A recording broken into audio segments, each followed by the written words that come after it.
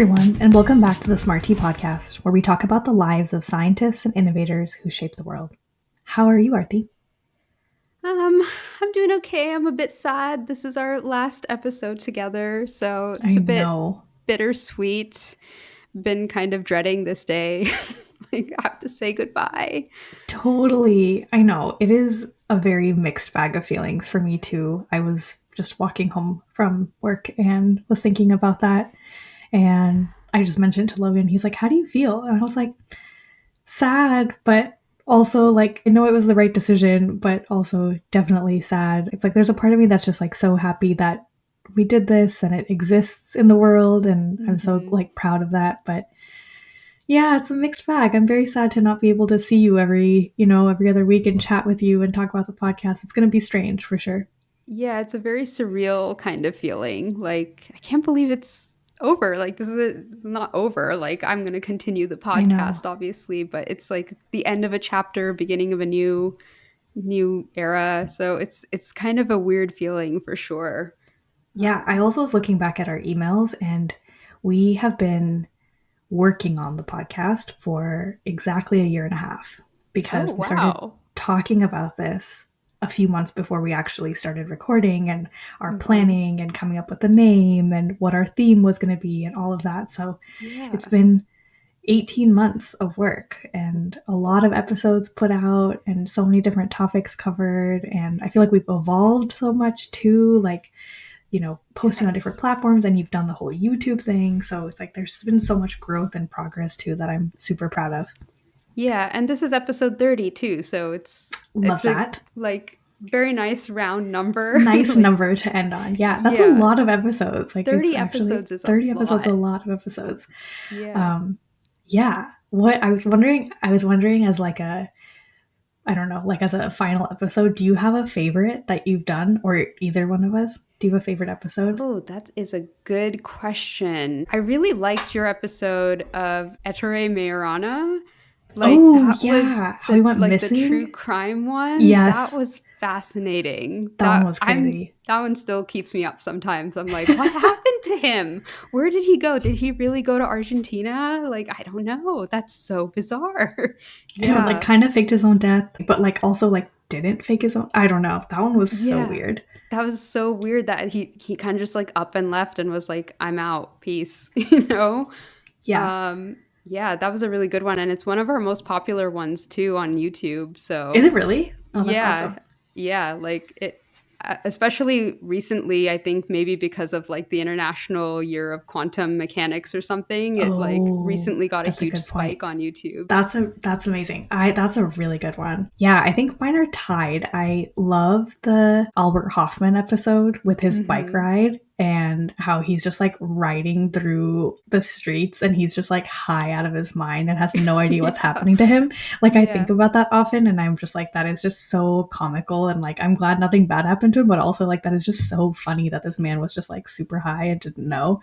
yeah. And I think the other one that I really like is the Jack Parsons episode because it is Mm, so crazy. Like that yeah, episode is so crazy. And that one is more recent, but I just found that one so parallel to just like a lot of the shit show of current events too, even though that happened yes. several years ago. It's just like history does repeat itself, I Yeah. think. Yeah, it's kind of sad. I was thinking about that too with like the Dmitry Belyayev episode and how he Oh was like yeah. fighting against the government. I was like, things have not moved far. It's No. very like, the government just kind of saying we're not going to fund this research anymore, and I'm just like, and he did it anyway and just fought the system quietly.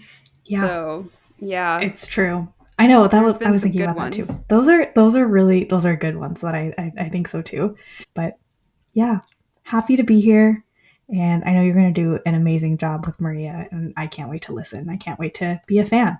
Yeah, I'm excited. I'm excited for having her be on the podcast and her new perspective and just her kind of expertise that she'll also bring to the Definitely. podcast. So, Yeah. um yeah, I think it's going to be I good. think that'll be like such a fun project for you guys to do together. And I think like your chemistry and relationship, I'm sure will just like show through the I podcast and the hope way so. that I you do hope the we're not too story. And weird. But I think that's kind of nice. I kind of like it. I feel like when Yeah. people are truly themselves, it's that'll really show through, and she'll just bring a more like diversity of like scientific background, which will be really really fun. I feel like you and I share a lot of similarities in the types of Yeah. topics that we're interested in, which is great because I think it gives us a lot of stuff to talk about. But I think it'll be really nice to have expertise in like a different domain and the types of stories she gravitates towards. So I'm Yeah. super excited to listen.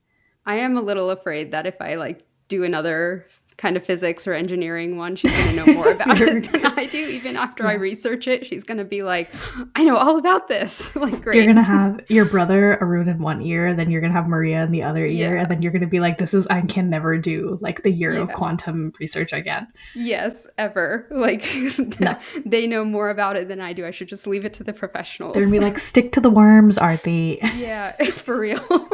For real. But yeah, it's gonna be interesting for sure. But she knows so much about everything that I feel like no topic is safe. So we'll see how that We'll goes. see. We'll see. Yeah. Yeah. Oh, love it. Well, I was gonna ask you who are we talking about today, but I actually do know who we're talking about today because Yes, you you did spill the do. beans. So I'm very excited to hear this neuroscience episode. Cannot wait. Yes. Yeah, so I think it was so funny because last episode you were talking about like the episodes that stuck out in your mind that you had done and how you were like, I need to be better than those episodes.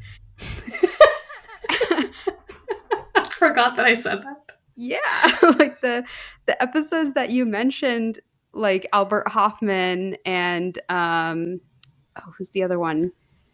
The other psychedelic guy. Oh, Sasha Shulgin. Yes, those were the 2 that, like, I remember the most from the ones that you've done, and Me too. or, like, they like, you were saying they really stuck out in your mind, and I was like, "That's so funny because those are the episodes that I remember from you the most also." Yeah. And then you were like, "Oh, I'm gonna do this, like, Spanish neuroscientist because of that," and I was like, "Oh, no, that's what I'm gonna do too." Like, that's exactly how my mind went, but then you said Jose Delgado, and I was like, "Thank God it's someone different." Like, it's someone different than I had picked, but it was just so funny because we were like on such the same, wavelength on that. And I was like, I need to send her off with something good and something Yeah. that she won't hate me for. So no quantum mechanics. No quantum mechanics, no Yeah. physics, no Yeah. math. Like, thank No. you so much. Yes. Yes. And Yes. then, so like you said, I'm doing Santiago Ramon Cajal. And when I was reading his story, I was like, this is so good. She's going to enjoy this story so much. It's Oh, so great. fun. It's so amazing. So he actually wrote his own autobiography and it was hilarious. It was just so fun to read. It was like 600 pages, so it's You quite read long. 600 pages of his I biography? skimmed 600 pages. Okay, I was like, Jesus Christ. Well, first of all, a 600-page biography is. I don't know if I'd be able to fill 600 pages of my life. Like what? Like I why know, did you like right? what? Like what did I do? Like probably nothing that exciting. And then Yeah. on top of that, then making people read 600 pages of your life is crazy. And it's so funny because he was like fully aware of that. And towards the end of it, he was like, man, I've done too much. Like, You know, we love yeah. a self-aware queen. Like, that's Yes. great. Yeah. So it was just such a pleasure to read. And so I was like, I'm trying to cut this down. I'm trying to make it, shorter, but his life was just so fun and amazing. And I was like, Arpita's just going to love this episode, hopefully. Okay, I'm So sat. I'm ready. yeah. All right. So we are doing Santiago Ramon Cajal, who is like the father of neuroscience. And part of the reason I chose him also was because he's known for his artistic drawings of neurons, which is part of science communication and what this podcast is also about. And so I just thought it was like a really good one to end on, a science communicator and someone who became famous for his artistry and his beautiful Yeah, depictions of the brain totally and agree. yeah. Okay, let's go. So, Santiago was born in a town called Patia de Aragon in Navarre, Spain. And I should have mentioned there's going to be so much Spanish in this episode. So, forgive me, please, ahead of time. I'd Um, take Spanish any day over like French or German. I feel like there's been so True. many languages where I'm just like, sorry, Sorry to the Germans. Sorry to the Yes. French. Like, Sorry. Yeah. So I'm gonna try my best. And in some places, I actually like wrote down phonetically what it's supposed to sound wow, like. So hopefully so that'll help. impressive and prepared. We'll see. We'll see. I'll probably butcher it anyway. But so Santiago was born on May 1st, 1852. His mother was Antonia Cajal, and his father, Justo, was working as a surgeon. After 2 years, the couple had a second son named Pedro, who will become important later on. The family moved around a lot depending on where Justo was working. And during this time, the couple had two more children, both daughters, Pabla and Yorga. So at this point, they have four kids, and Justo has earned enough money working as a surgeon to fulfill his life's ambition of going to medical school. So he leaves his wife and four children to go to Madrid to study medicine. Wait, sorry. Wasn't he a surgeon? Yes, but this is like the 1800s. So this is like Okay, Lister okay. time, like Got it, got it, got it. pre-Lister time. So Okay. surgeon didn't Surgeons mean and anything. doctors are not, that's not a Yes. circle. Those are two, Yes. okay, understood. Okay, I'm Yes. back. Yes. For a So second, I this thought I is hallucinated. I was like, wait, what? no, yes, he's a surgeon and now he's going to medical school. Okay, okay. Um so he leaves his wife and four kids to go to Madrid to study medicine. And Santiago, who is the eldest child, is probably 4 or 5 years old now. So I'm just imagining like his poor mother who Oh my has four God. literal babies and she's handling all of them by herself, crazy. Goodbye. Um, yeah. But he succeeds. Justo succeeds. He gets his medical degree. He gets a position as a community doctor in a village called Azurbe. And so the family settles there for a while. And this is where Santiago spent most of his childhood. So Justo had had a tough life, and he basically pulled himself up through hard work and discipline. And because of this, he was very authoritarian and very tough on his kids. He had very high expectations for them. He wanted both his sons, Santiago and Pedro, to follow in his footsteps and study medicine, but neither of them were like model citizens. They were both kind of crazy kids, like boys will be boys. There's that thread running through this whole story. Like from the Nobel episode. Yes, absolutely. Like we're in that exact same vein. So they were both pretty terrible students. Santiago, especially, had a hard time because a lot of what was taught in school was stuff that had to be learned through memorization, and he had a pretty bad memory. He was also very mischievous, and according to his relatives, he was, quote, a restless little devil, willful and unbearable, end quote. I love. I have written down some of like the things, like some of the antics that he got up to. There were Oh so dear. many, so I tried to like condense it to the best ones. So, one of his earliest memories was going into a weaver's shop and tangling all of their threads and shuttles. Later, when he was 3 or 4 years old, he started hitting a horse until it kicked him in the forehead, causing him to fall unconscious and bleed so badly that people thought he had died. Oh So, my God. yeah, he was unconscious for like a couple days. People thought he was a goner. A couple days? Yeah, Jesus. Oh my yeah. God. Yes.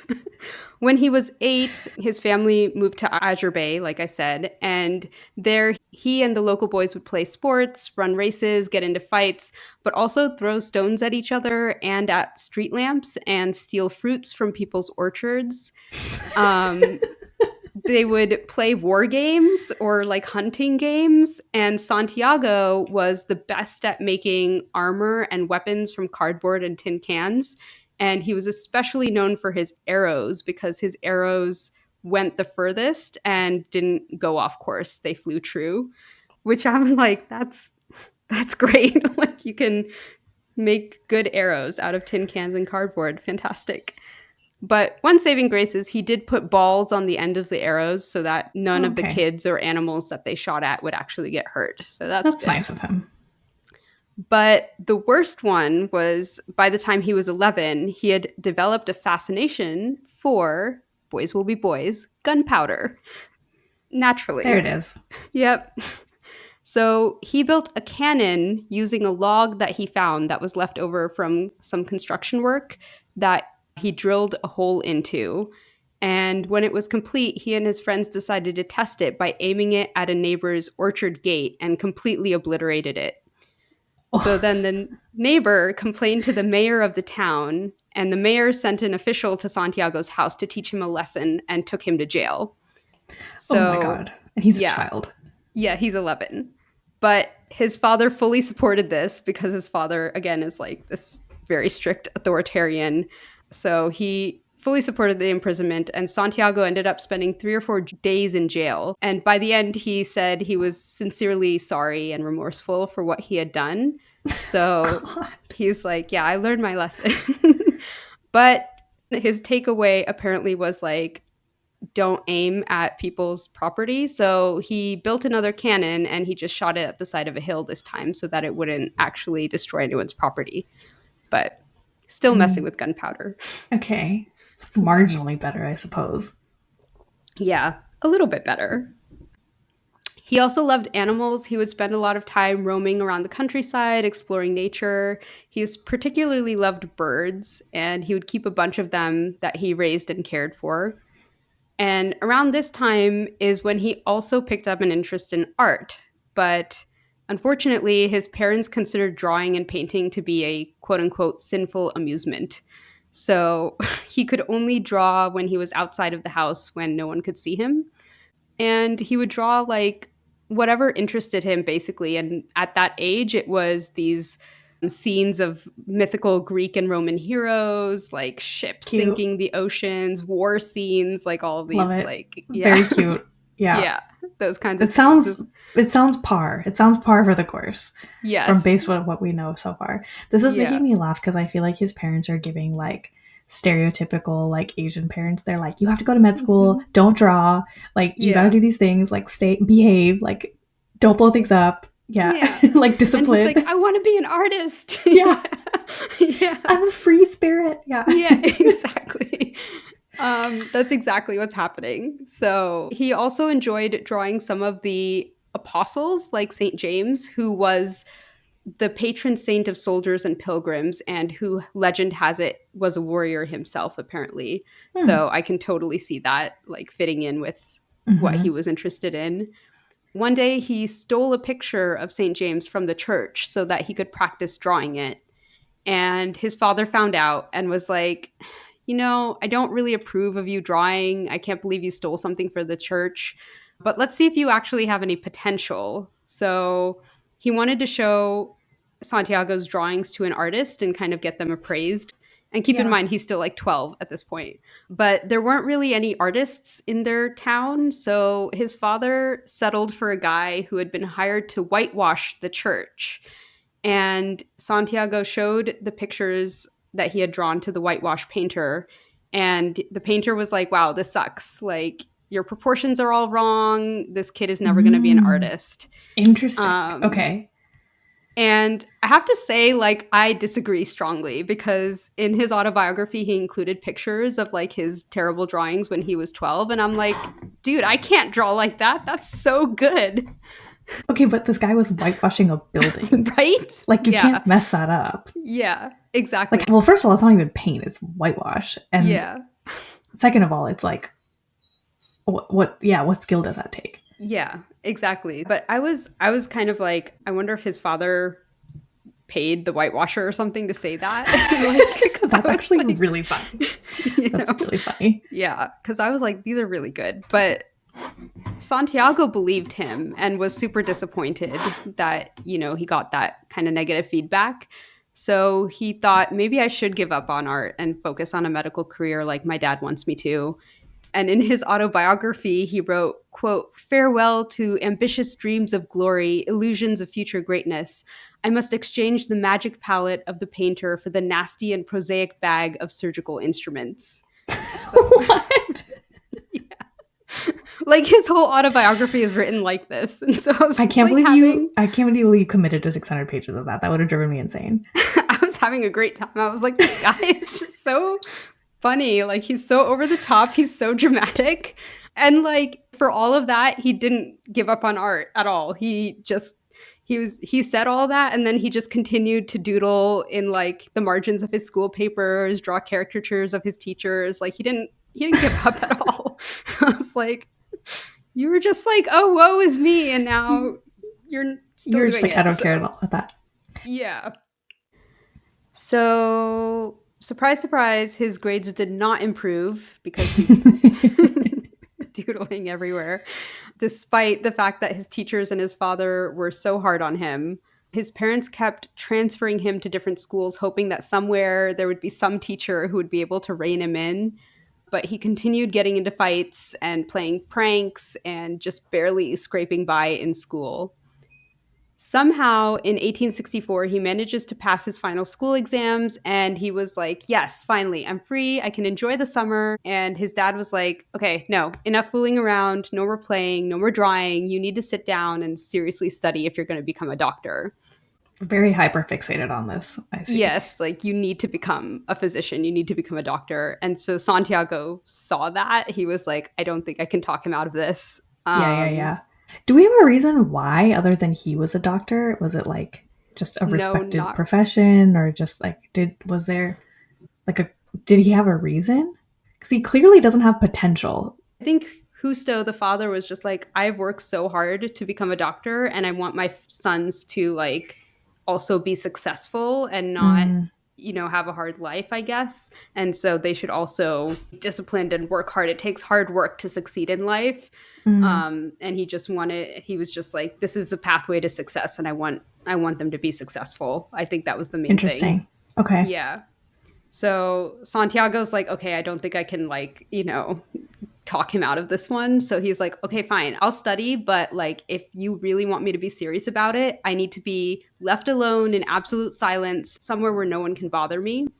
And so his father agreed to let him use a small room next to the barn that they had. And the room had roof access. So Santiago built a little quote unquote confessional or niche out of boards. And he would go up there and he would hide behind the boards, spending most of his time drawing. So he was not studying at So he all. created like a secret room in his secret room.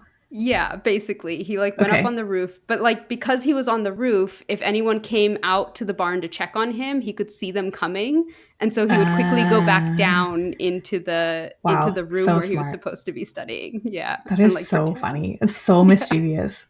Yeah, I know, right?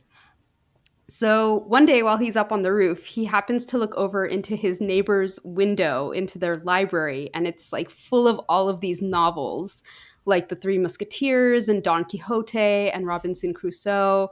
And Santiago's like, oh my gosh, my father never lets me read any of these. They're all like fantasy fiction Oh, kind yeah, of yeah, books, yeah. which is again like this frivolous, Not serious. Yeah. yeah, like you can't read fiction books in our house. So Santiago gets super excited and he's like, okay, I need to somehow read these books.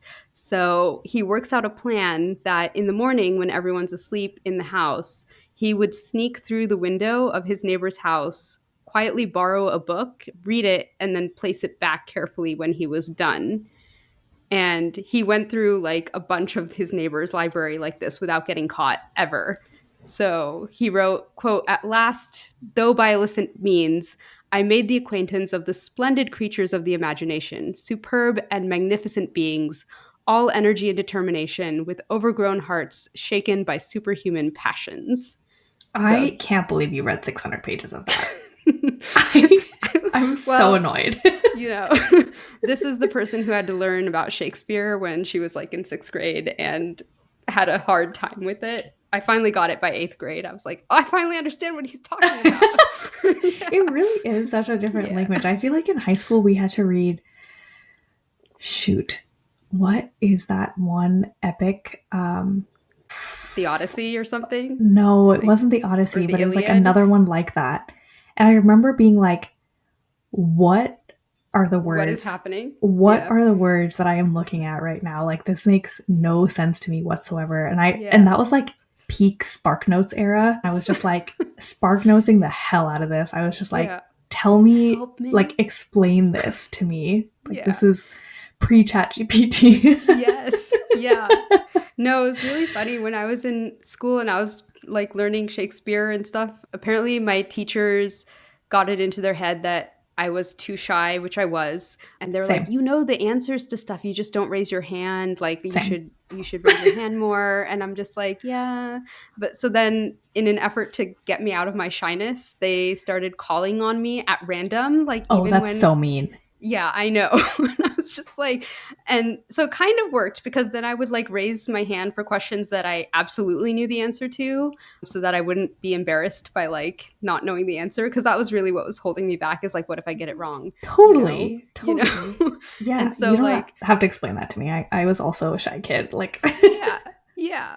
But like when it came to Shakespeare, I was like, I have no clue what's going on. oh yeah. And they would like call on me and they would be like, hey, you want to take a stab at like what this passage means? And I'm like, no, thank you. Like, I have no idea what is Yeah. happening. And they were like so convinced that I knew.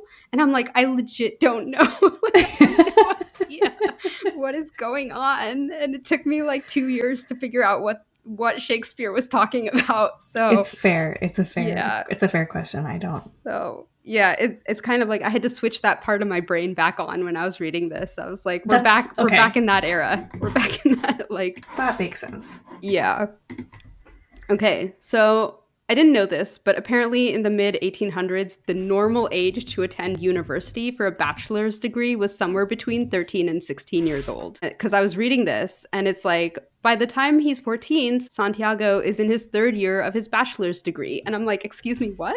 Like, he's 14 and Oh, he's interesting. doing his bachelor's degree. And I was like looking that up, and apparently that's normal. So, I guess because they didn't really go to high school, yeah, right? Because like they didn't really go to high yeah. school. Like high school ended much earlier. So then if they went to college, it was probably also earlier.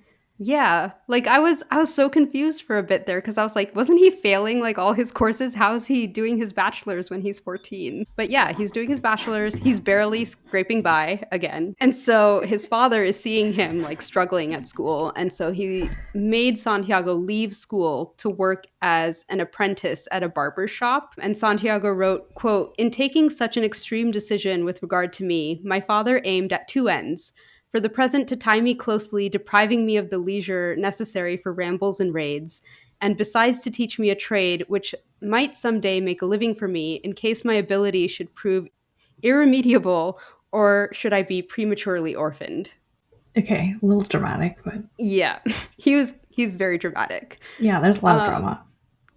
So, although Santiago was initially upset by this, he eventually grew to like it at the barber shop. He met a lot of interesting people, and he was able to impress the barber with his caricature drawings of political figures. So, the barber took a liking to him and started to let him off early when work was slow. So, he just like started fooling around anyway.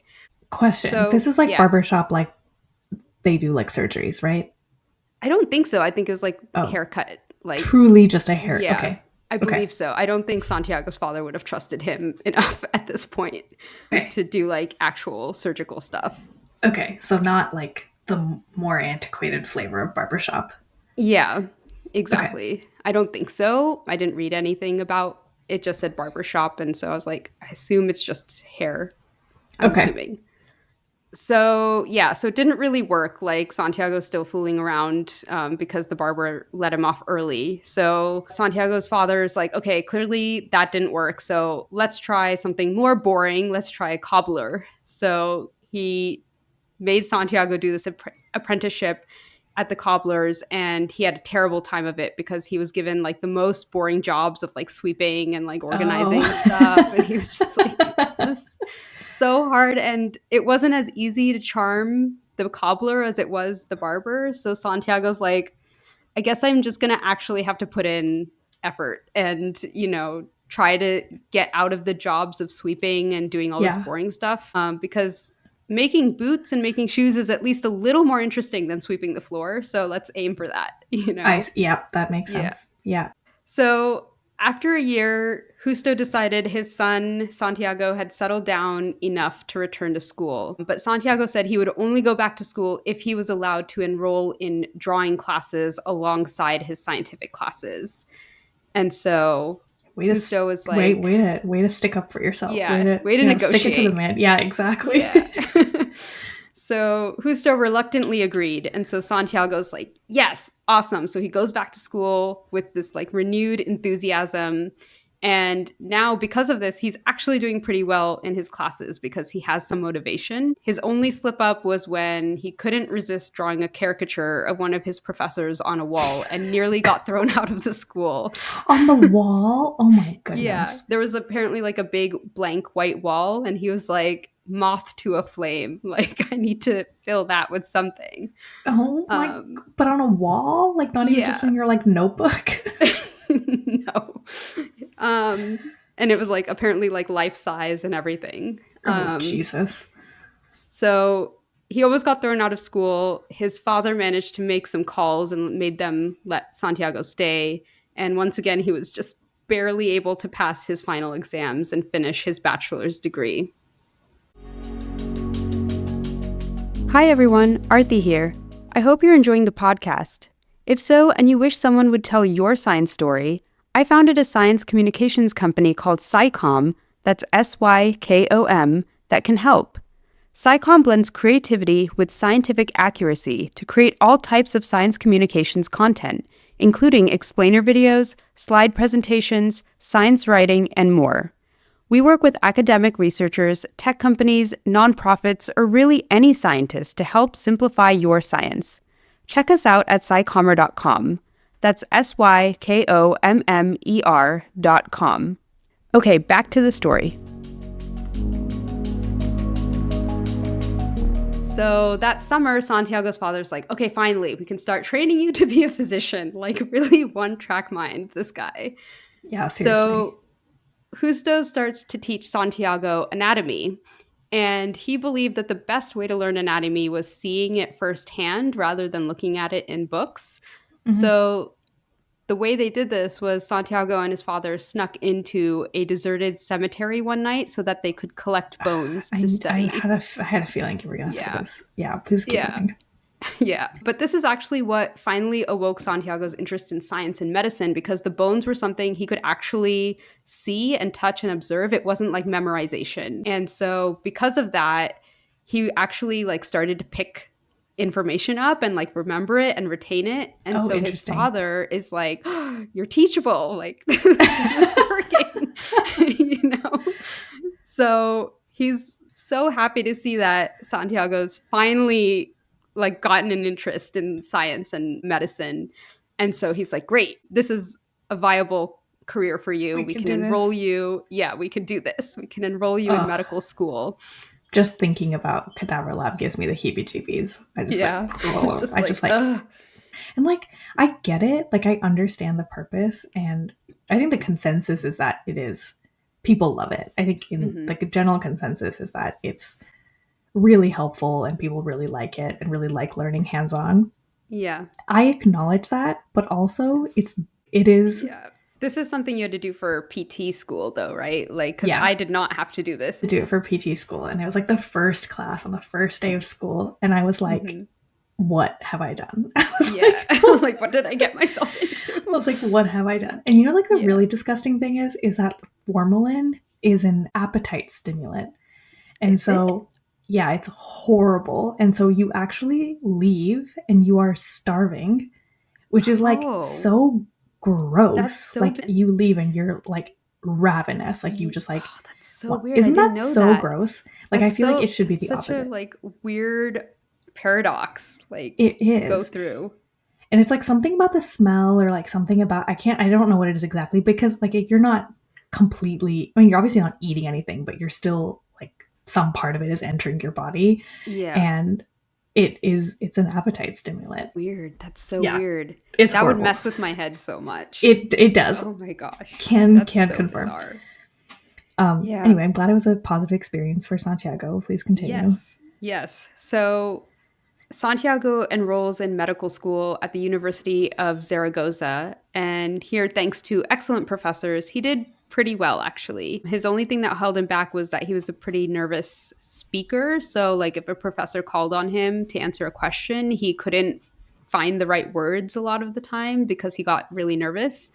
But overall, he did pretty well. His father also got a position as an anatomy teacher at the university. So Justo and Santiago spent a lot more time together, like you said, dissecting cadavers and learning about the body. And now, actually, Justo was really proud of Santiago when he started sketching and painting anatomical structures. He's like, oh, you're putting your art to good use. Good job. So Santiago really threw himself into studying physiology and anatomy. And in his other classes, he did just well enough to pass. So still not like an exceptional student, but he's better. But he still had his distractions. He still loved reading fiction and poetry. And he also became kind of weirdly, like, basically a gym bro. So he, Stop. yeah, like, he's like, had thought that all of his like running around and adventures would have made him the strongest and toughest one in class. But then when he got to the university, he realized that there are guys in his class who are stronger than him, and he couldn't stand that. So he started spending 2 hours a day every day in the gym, lifting weights and doing gymnastics. What did the gym look like in this time I period? have Like, no what were they doing in idea. there? Like, were they like squatting? Like, was there squat racks? Like, what were they I doing in don't there? know. I would imagine there are weights. Like he said he was lifting weights, so I can imagine like iron Like, kind Google of this. dumbbell type of things. Are you What was looking up this like like? 1800s gym? Well, it's probably like, was it almost turn of the century or like late 1800s? 1870s? Okay. Yeah. Gymnastic apparatus, barbells, and Mhm. dumbbells, and they were Yeah. focused on strength training, but it is unclear what they were doing. I guess the YMCA was actually around, Oh, really? All the way back then? apparently. Wait, I want to see. Oh, the bizarre workouts that led to modern gyms. Oh my god, these are hilarious. These are just like, they're because they didn't have exercise clothes, so they're wearing like full Mhm. gowns and tuxedos. Are you serious? They're Yes, working out in like yes, full suits? Like, gowns. oh my God, that's amazing. That is so funny. They look like kind of torture devices. Imagine like if all of the, when you're at the gym and there's like the equipment, like you can like, do the leg press or like, like all the Yeah. machines. It's Yeah. like imagine like a super antiquated version of that. Like that's what they were doing. So it's not free Oh, weights. interesting. Interesting. Wow, that was Yeah. an amazing sidebar. It's just like bizarre to see them wearing just like what I would consider formal wear, Yeah. To go to the but gym. they're at the gym. That's so funny. That's so Oh my funny. gosh. Yeah. So he spent hours a day lifting weights, doing gymnastics, and getting stronger. And honestly, by the end of it, he was pretty vain about his strength and was like, yeah, come at me. Like he would challenge anyone who like tried to say Oh, you're this not is as strong as you so think you are. He'd funny. be like, oh really? Like let's go right now. So He yeah, really is a gym bro. he really was. He really is. Um, is just like an interesting sidebar. So in 1873, he finally graduated with his medical license and was immediately drafted into the military and was put into the Army Medical Service. And initially, he was stationed in a relatively calm area where the military had a presence just to prevent anything from happening in that town. So it was like very calm. And Santiago was pretty disappointed by this because he wasn't in the middle of any action. He was Of like, course not. I thought we were at war. Where's the fighting? Come on, you know? But then a year later, he was ordered to join an expedition to Cuba, which was fighting for its independence from Spain. And he was very excited for this because he's like, finally, I get to go on an adventure. I get to go see the world. And I'm going to be like those heroes in those novels that I've read. But once he got to Cuba, he was stationed in a very remote hospital called Vista Hermosa, which was basically in the middle of a swamp in the middle of nowhere. And he was treating soldiers who were just falling sick from all of the tropical diseases there. So it's like not, again, any action, like not exciting per se in the way that he was hoping. And eventually, Santiago himself caught malaria and tuberculosis and had to spend months recovering. And because he was so sick, he couldn't look after patients. So he decided to put the forced bed rest to good use and spend his time learning English. So Hmm. might as well do something productive. However, his condition kept on getting worse until he started begging for a medical discharge, but there weren't really any other physicians. So it took him several months to finally be able to be discharged and allowed to go back to Spain. And so on the way back to Spain, because of the fresh sea air and the better food, when he got home, he basically was able to recover and go back to normal, although he lamented that he was never quite as strong as he had been and never completely got rid of the malarial anemia. So Oh it's dear. like, Okay. Well, yeah. at least you're alive. Yeah, exactly. So back in Spain, Santiago returned to the University of Zaragoza and he completed his doctorate in medicine. His final exams, for some reason, were held in Madrid. I couldn't figure out why. So he went there and he passed. But while he was in the city, he met a professor, Aureliano Maestro de San Juan, hopefully, You did great. who invented Santiago to look through a microscope at some histological slides. And that's when he kind of fell in love with microscopy. He was like, oh my gosh, there's this whole tiny little world. This is amazing. So when he went back to Zaragoza, he used some of the money that he had saved from his time in the military to set up his own microscopy lab. And he wrote, quote, with the attitude of a fascinated spectator, I examined the blood corpuscles, the epithelial cells, the muscle fibers, nerve fibers, etc., pausing here and there to draw or photograph the more captivating scenes in the life of the infinitesimally small. After getting his doctorate, Santiago got an appointment as an acting assistant at the Faculty of Medicine, and then 2 years later, Santiago was appointed director of anatomical museums at the University of Zaragoza. By this time, he's 27 and he decides he really should get married. And so he told his family, like, I'm going to go look for a bride. And they were like, good luck finding a girl who's going to marry you, basically. Like, yeah. But he did. One day he was on a walk and he met a woman named Silvera Fananas Garcia, whose, quote, rosy and smiling face resembled that of the Madonnas of Raphael. Wow. So, Okay. yeah, high praise. He dated her and soon proposed, and they were married, and the couple ended up having 7 kids together. Jesus. Yeah, it's a lot. Some sources I read said 12, and I was like, yikes. So, but Oh everyone God. kind of settled on 7. So I was like, hopefully that's the correct number. 12 would Yeah. just be a lot. Oh my goodness. So now that he's married, Santiago worked very hard at advancing his career so he could rise to a position where he could like make enough money to support his family. In 1883, he gets a position at the University of Valencia as a professor of general and descriptive anatomy. And here he continues to do work in histology, but he also becomes interested in bacteriology. So this is kind of like a little sidebar, but this is about 15 years after Louis Pasteur had published his paper on germ theory. And so the field of bacteriology is very new and in vogue. And in 1885, a cholera epidemic is sweeping through Spain. So 2 years earlier, Robert Koch had discovered that cholera was due to a bacterial infection. And so when this epidemic broke out in Spain, the Spanish government enlisted a bunch of physicians like Santiago to study what was going on and report back to see if there's like, is this really a bacterial infection that's going around. So Santiago meets with patients and he stains samples so he can study the microbes, and he writes a monograph called Studies on the Rod Microbe of Cholera and Prophylactic Inoculations. And in this, he illustrates the pamphlet or the booklet with 8 lithographs. Hmm. And although this work was like by no means groundbreaking, he was really just confirming what Koch had discovered already, that this is like a bacterial infection. The Spanish government was so pleased with him and his readiness to serve the country that they gifted him with a Zeiss microscope. And Whoa. yeah, and Santiago was like super thrilled by this. He said, quote, upon the receipt of that unlooked for acknowledgement, my satisfaction and happiness knew no bounds. It was a far better microscope than the one that he had been using that he bought with army money. So he was like super For excited by it. sure.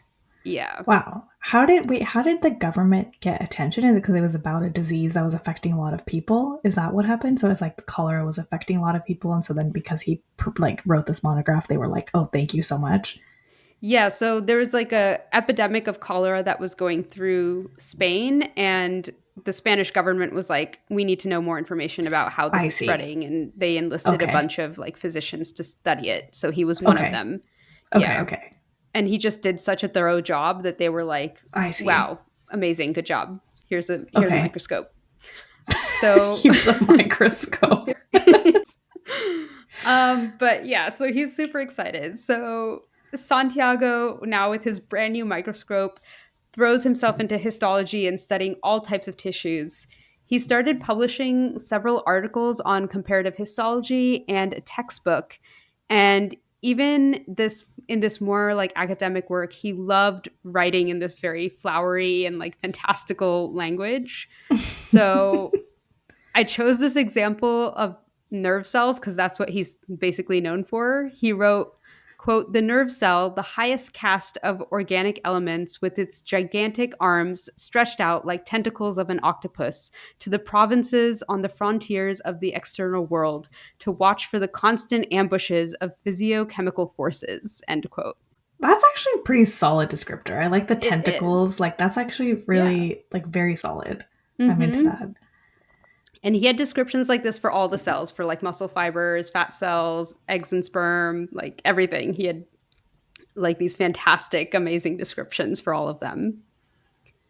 So at the end of 1887, Santiago traveled to Madrid on some work business, and there he met a Professor Simaro who showed Santiago an image of a nerve cell that had been stained and captured by Camillo Golgi, who is an Italian biologist and known for the Golgi body in cells. Mhm. Camille Golgi had developed a staining method called the black reaction, which used potassium bichromate to harden the tissue that they were studying and then used silver nitrate as a stain, which accumulated in the cells and made them turn black. And this was the first really clear image of a neuron that scientists had ever been able to produce. And Santiago just became fascinated by this from both a scientific perspective and an artistic one. Black Reaction sounds like it should be like a 2000s punk rock band. Right. Oh, yeah. Like My Chemical Romance or Yeah, something. it Like, does feel yeah. like it should live in that era. Yeah, it does. It sounds kind of like scary. Okay, so at the time, what scientists knew about the brain was that it communicated with other parts of the body using electrical impulses. And they knew that nerve cells had this long branched architecture, but they were operating under an idea called the reticular theory, which was the idea that the brain and all the nerve cells in our body were connected in a single continuous network or web of tissue called the reticulum. And so Golgi's stained image of this neuron didn't really go against that idea because although you could see the neuron cell body and like the dendrites branching off of it, you couldn't really see what happened at the end of those dendrites. The stain just kind of blurred out or it diffused away. And so Golgi was operating under this reticular theory. And so he assumed that the dendrites must just seamlessly join to other neurons and form this big mesh. Okay. Yeah. But this was super exciting to Santiago because he had done histology work on the brain previously and he understood how difficult it was to get good images of brain cells. And so this image from Golgi was so incredibly clear. And even though it blurred out at the end, Santiago was like, there's potential here. So after 4 years at the University of Valencia, he gets a position as the chair of histology and pathological anatomy at the University of Barcelona. So he and his family moved to Barcelona, and this is where he does like his most pivotal research in trying to figure out how the cells of the nervous system connect to each other. He wrote, quote, "It was a case of finding out how the roots and branches of these trees in the gray matter terminate in that forest so dense that by a refinement of complexity, there were no spaces in it, so that the trunks, branches, and leaves touch everywhere." Oh, interesting. I like that Yeah. description too. It's like they everything is touching and they're all connected. Yeah. So That basically, he's works. saying like the brain is just so dense with neurons Yeah, that it's really hard to figure out like what an right. individual looks like. Like you can't say that one neuron is connecting to these like five things. It's like Yeah. 3D and it's like so okay. Yeah. It's like everything's touching everything. Like it's so Yeah, yeah, yeah. difficult. So basically, what he did to parse this out is he improved Golgi's staining method by staining the cells with silver nitrate twice in a very specific time frame. And also, he used brain samples from very young or embryonic birds and mammals where the brain wasn't quite as fully developed. So the neurons weren't all formed fully, and so they weren't all densely packed together. Hmm. And so that way he could see individual neurons better. And this allowed him to stain more neurons and also see with greater clarity at the ends of the dendrites. And what he saw was that the dendrites did, in fact, have an end. They're not this continuous mesh. So Santiago, through his work, began to reject the reticular theory and instead came up with the neuron theory, which stated that the basic unit in the nervous system was an individual cell, which he called the neuron. And also, from only looking at the neuronal structures, the other huge theory that he came up with was the law of dynamic polarization, which stated that these nerve cells communicate with each other using electrical impulses that travel in one direction only. So they receive an electrical signal from the dendrites near the cell body. The signal propagates in one direction down the axon and then is transferred to another cell at the other end. And this again was going against the reticular theory, which kind of stated that electrical impulses could travel bidirectionally or like anywhere Uh-huh. throughout this continuous mesh. Everything's like continuous. So this was going against that as well. I could totally see how someone would think that it's bidirectional, right? Because Right. you have neurons that are motor that are going, from your brain to your muscles, but then you have like sensory neurons that are coming from your skin to your brain. So Hmm. it does make a lot of sense that you'd think that it's just like this closed loop, but Yes. it is Yeah. true that it is not. I feel like it's so crazy that he figured out that there's this depolarization that's happening. Yeah. It feels so like it feels like the equipment that he's working on is so much more archaic, and it's like how did you know that? Like you're just Yeah. staining cell. Like from what you're saying, it's Yeah. like you're like how would you figure that out from a stain? Like I don't. Yeah. That's I so couldn't figure that interesting. out either. I was because it did say like he only figured this out just by looking at the structures. And I'm like, how though? Like that Yeah, how seems though? Also, like like what without, level of magnification that he's looking at? That even I feel like at the yeah. maximum magnification, like you're not looking at like sodium channels, right? Yeah. Yeah. Like You're how could not, you possibly see something like that? So yeah. I'm anyway, not, I I'm don't I'm know just how he figured that thinking out, while you're but saying that. yeah. But actually, so he published his work in May 1888 in the Quarterly Review of Normal and Pathological History, and this work was confirmed by his own brother, Pedro Ramon y Cajal, who had also eventually gone down the science route as per their father's wishes.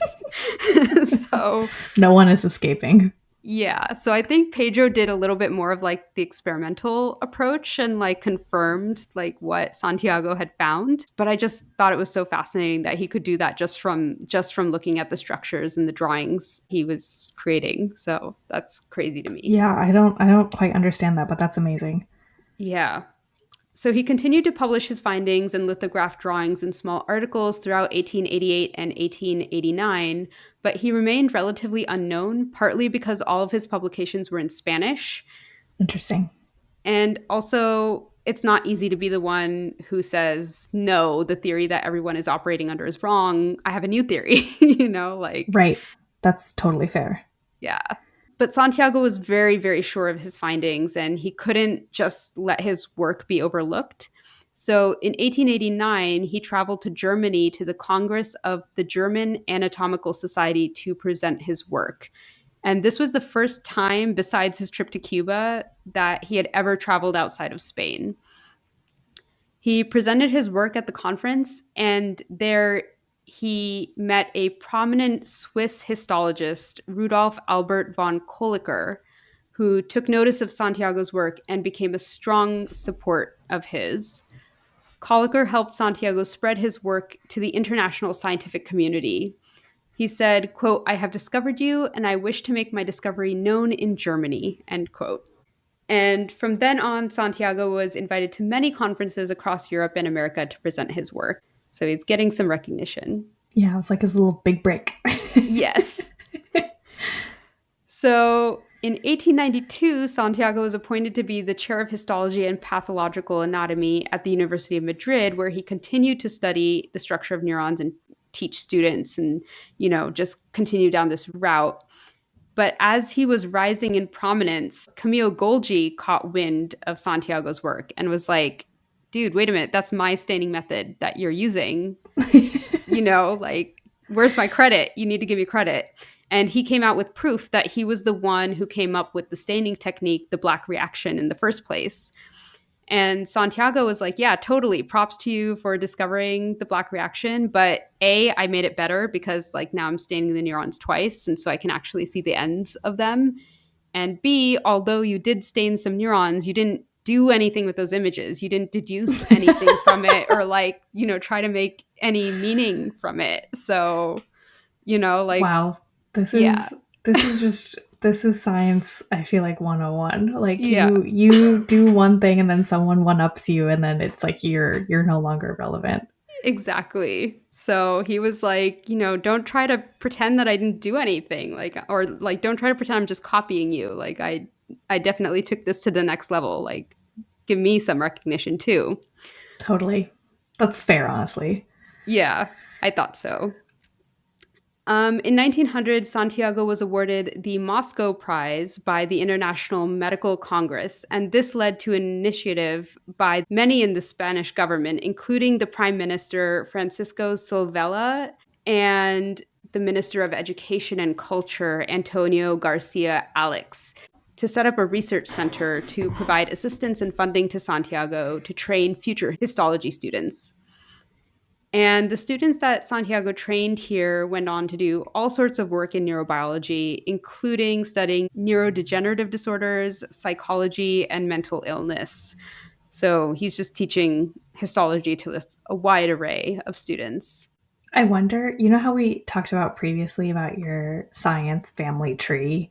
Like Yeah, I wonder if we, like anyone that we worked with had Ramon Cajal in their family tree. I wonder. Like it's That would not be, I yeah, feel like it's well within the realm of possibility. I think so. I think like the number Yeah. of students that he taught, Right. like, Yeah. And yeah, like I can what they totally went on to imagine that. do, like it feels like they would be in their family tree. Yeah, just like Yeah. especially because it sounded like all his students were interested in everything, like anything having to do with the brain, Yeah. they went through him at some point. So That's especially because it feels like because he was one of the first people to do it, then pretty much anyone who was interested in that probably at one point was with him. So then yeah. like it does feel like that school of thought or that division of science all kind of stemmed back to him. I don't know, that's Hmm. interesting. I wonder if that's Yeah. googleable. Probably. I mean, he had a couple of students that were more well known than others. Mhm. No one that like I didn't have time to like Oh, research sure. any of Yeah, I was them, just but like wondering. yeah, but I can totally imagine that, they went on to do amazing work in all sorts of neurodegenerative diseases and all sorts of mental illnesses and like Yeah. yeah. So around this time also the Queen of Spain, Maria Cristina, awarded him the Grand Cross of Isabella the Catholic, which is awarded for outstanding service and loyalty. And a few months later, he was also awarded another Grand Cross from King Alfonso XII. So now we're getting into like his awards, obviously. In 1905, Santiago was awarded the Helmholtz Medal, which at first he didn't really understand the significance of. And he had to actually do some research on it to realize, like, oh, this is a big deal. Like, the Helmholtz Medal is given out only every 2 years to whoever has made outstanding scientific and technical breakthroughs in science. So he was really honored and humbled by that. And he, again, just got a lot of recognition from winning that medal. And that lasted for quite a while. And just as the excitement from that started to wear down, in October 1906, Santiago woke up one morning to a telegram from one of his colleagues. And all it said was, the Karolinska Institute has awarded you the Nobel Prize. Yeah. Oh my god. My jaw actually just dropped right now. Like, Yeah. I was like kind of nodding along, listening to all the awards. I was like, cool, cool, cool. And I was like, wait, Yeah. what? Yes. Yeah. I think that's how he was also just like going along through his life. Yeah. And he wakes up one morning, he's like, "Oh, telegram from my friend." Wait, what? Yeah, Like I can that's imagine that was his amazing. exact reaction too. Oh my gosh. I love that. So a few days later, he received the official news from the Karolinska Institute that he would be awarded the prize in physiology and medicine alongside Camille Golgi. Ooh, So, interesting. yes. So, as opposed to the Helmholtz Prize, which Santiago was like humbled by, but he could accept, the Nobel Hmm. Prize was like such a prestigious award that he was kind of afraid of it initially. He was like, I don't deserve this. And it's shown such a spotlight on him that he was like, I can't believe that this is real, because he was also the first histologist to ever win the prize. Uh-huh. So it was like very surreal for him, I think. Nevertheless, in December, he travels to Stockholm to accept the prize, and this is the first time he meets Camille Golgi in person. And as is custom, they both had to deliver a lecture. And Camille Golgi went first, and he describes his black reaction staining method. But then, to everyone's shock and surprise, he started lecturing about the reticular theory of the nervous system, which by now is largely discredited and was pretty disrespectful to Santiago, who was sharing the award for literally being the one to prove it wrong. Oh my So, god. That's so drama. cringe. Oh, that's Yes. so cringy. Oh Yeah. dear. Oh, it's so awkward. Is so bad. He showed a bunch of stainings and illustrations during his talk, and none of them were by Santiago. So just Oh, the disrespect. Yeah, this man is fighting, and for what? I know, right? Just the ego and pride on this man. I don't understand. Santiago was also pretty ticked off, and even though he had given Golgi recognition for developing the black reaction in the first place, Golgi was too egotistical, apparently, to return the same kind of recognition back to Santiago's work. So when it was Santiago's turn to talk, his speech was just basically an immediate back-to-back contradiction of everything that Golgi had just said. And Santiago wrote, quote, "What a cruel irony of fate to pair together like Siamese twins united by the shoulder, scientific adversaries of such contrasting character." Okay, honestly, facts. Like, I agree with all of that. Right? Like, dude, yeah. So Santiago continues to work on anatomic studies of different parts of the brain, understanding the cell nucleus and neurons, and works on degeneration and regeneration of spinal cord nerves. When World War I comes around, he was greatly distressed by it because not only did it hinder scientific progress because scientific equipment was harder to come by, but also because he thought the war was just generally something that was very wasteful of lives and resources and time. He was just like, what are we doing, guys? Why are we fighting? He also lost contact with a lot of his international scientific colleagues during the war. And once the war was over, he learned with great sadness that many of them had passed away during those years when he lost contact, because they're all like getting much older Mm, now. So hmm. in 1920, King Alfonso XIII commissioned the construction of the Ramon y Cajal Institute, which is where our friend Jose Delgado from last episode spent some time studying. Yes. So, yep, that's where that came from. And Santiago continued to work for the rest of his life, even up until the day he died, which was on October 17th, 1932, at the age of 82. So he lived, Wow, 82. yeah, That's amazing. And he almost yes. died like 3 times in there. I know. I didn't even tell you about one where he fell through the ice in a river Oh, and like almost God. drowned. Okay, so more Yeah. than three, maybe. Yeah. He almost died quite a bit. After his death, there were numerous awards and tributes to his work, including a 3-meter tall statue of him in Madrid. There's been numerous exhibitions in museums of his drawings, including an ongoing one initiated by the NIH in 2014. And there was even an asteroid named after him in 2005, Oh, which, cute. random, but yeah, I like it. And so I just wanted to end with a quote that he uses to end, like in the last pages of his autobiography, which I thought was very fitting for the close of this chapter, like not only the episode, but also the Smart Tea chapter, something to send you off with.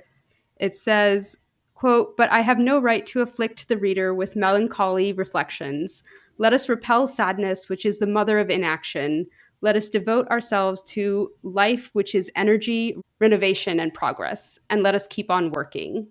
Oh, love that. Yeah, Oh, that's just a so very great. nice. Don't be sad. We're going to keep working and we're going to keep doing the thing. I love that. Yeah, yeah. What a So nice I was quote. like, hopefully that's a good one to send you off with as your life takes a new direction. And I will also continue to keep working on the Smart Tea Yeah. podcast. Oh, that was a great quote. I love that. Great story. That was such a good one. You were Thank totally right. you. That was a really good one. Yeah, it was a bit Thank long, but 600 pages down to 7, not bad. Yeah, you deserve a prize for that, for sure. Thanks. Yes.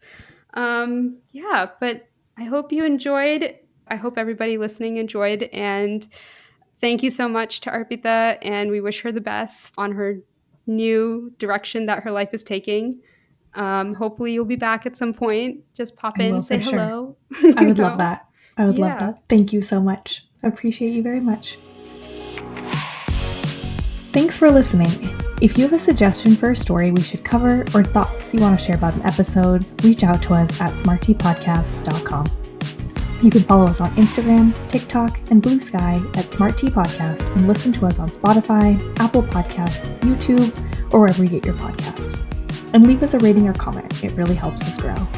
New episodes are released every other Wednesday. See you next time.